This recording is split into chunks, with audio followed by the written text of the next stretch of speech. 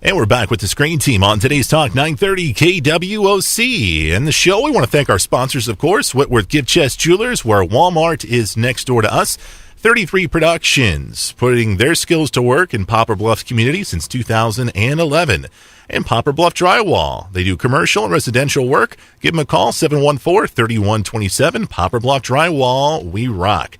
And we have a husband and wife duo reviewing movies today on the Screen Team. We have Stacy and Doug Anderson on the show. And guys, before we go any further, I need to give props to my wife today because it's our 6th anniversary, I believe. 6. Oh. Yeah. Really? 6. Yes. Oh, happy anniversary! So, yeah. So I want to get that out there before I forget and get in trouble. So, and you will. Awesome. So I want to throw that out there. Guys, your next film is From Dusk Till Dawn. This came out in the mid-'90s. Whose film is this? Is this Stacy's or Doug's? Doug's. Doug, this movie came out in the mid-'90s. First off, how did you get Stacy to watch this movie? Because you don't like horror movies, right? No, and this isn't what I would necessarily classify as a horror. I was not scared. Okay. I did not get frightened during this movie. I remember going to the theater and seeing this because the trailer leads you to believe this is bloody, gory vampire movie, which anybody knows me knows I love horror movies.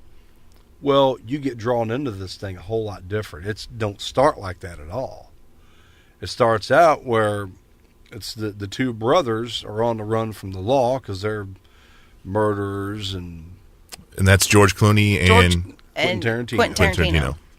Tarantino, the brother, Richie. he springs George Clooney from the big house when he wasn't supposed to be sprung. And of the two, Quentin Tarantino is the worst brother, as you find out later, because George Clooney says, "I am just a professional thief. I am not a murderer." Yeah. But Richie, on the other hand, he got bigger issues than anybody he got can subscriptions. Imagine. Yeah. So it was a good fit with Quentin Tarantino playing him then. Okay. Oh, yeah. Tarantino and Robert Rodriguez.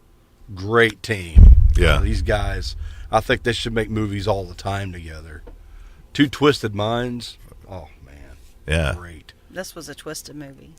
So I don't know if it's a spoiler since this movie's almost 20 years old, but they get out of jail and they head to like this small town or this bar, right? They're heading to Delray, Mexico.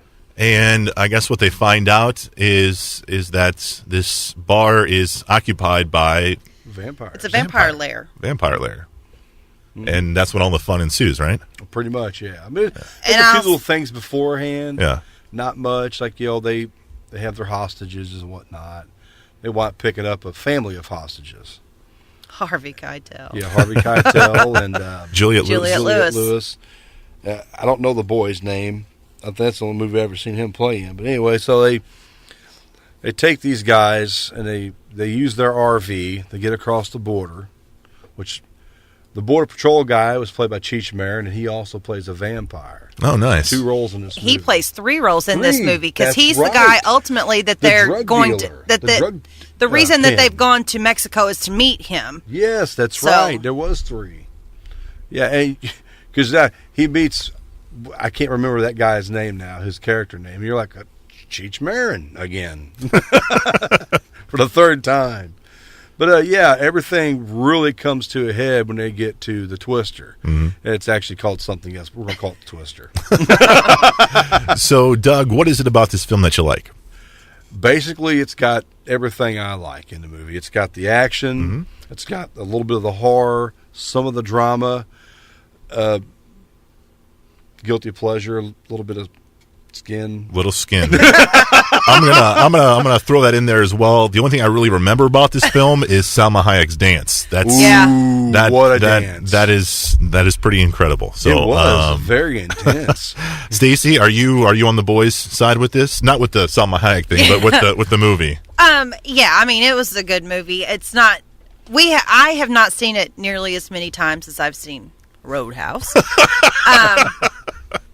And it's not one of my favorite movies. I thought it was, in the beginning, it was a little slow. As a matter of fact, I was like, okay, they've made it to Mexico. How much longer do they have? It is and then he was like, it's coming, and And so then when mayhem breaks loose, you're like, ooh, oh, Right. But they bring. Hey, I was not expecting vampires.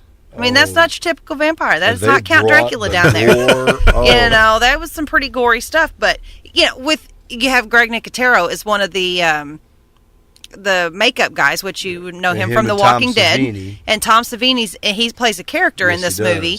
So Sex Machine. Yeah, with those two guys in there, you're going to have some great makeup, and it did have, considering that what Greg Nicotero has to work with now on The Walking Dead versus what he had to deal with then, it was pretty impressive, the makeup and the ghouls and stuff like that. So I'll give him an A for that.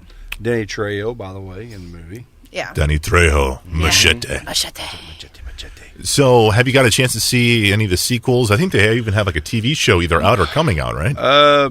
They did have something. They may still have it out. I cannot remember now what it's called, Dusk to Dawn or something. But they've had some sequels, but nothing like the original. Clooney and Tarantino, I don't think, had anything to do with any of the sequels. I think Robert Rodriguez took the sequels. There was one or two after that. Right.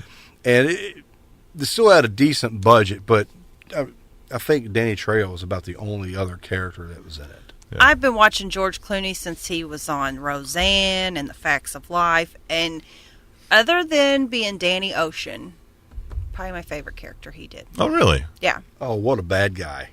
Yeah. But he's a bad guy you're rooting for. He's like a nice bad guy. Yeah. He's just a got an thief. agenda. He's just a professional thief. He's not going to kill you unless he absolutely has to kill you. Yeah.